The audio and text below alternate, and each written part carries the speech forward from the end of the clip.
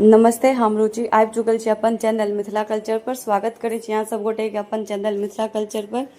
आइ हम जानकारी लऽ के एलहुँ हैं बरसाइत पाबनि कहिया अछि ताहिके बारेमे। तो चलू जानै छी बरसाइत पाबनि के बारे में।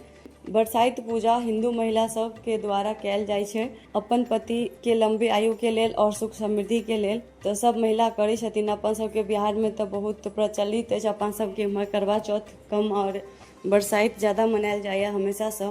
आब सब करवा चौथ भी करऽ लगलखिन हैं। तो चलू जानै छी एहि बेर जे बरसाइत पाबनि कहिया अछि। एहि बेर बरसाइत पाबनि 16 मई के शनिवार के दिन अछि। अहाँ सब गोटे बरसाइत पाबनि करू खूब हर्ष उल्लास के साथ। सब गोटे के पूजा विधि संपन्न हुए यह कामना करै छी। और एकर कोनो शुभ मुहूर्त नहि होइ छै तो एहि दुआरे पूरा दिन रहै छै। अगर जखन जकरा जे समय सही भेटै छै ओहि समय में जाकर पूजा करै छथिन। हम बस डेट बता देलहुँ हैं कि कहिया अछि। तो अहाँ सबके बरसाइत पूजा के बहुत बहुत शुभकामना। तो अहाँ सबके बरसाइत पाबनि के हार्दिक शुभकामना। जय मिथिला, जय मैथिली।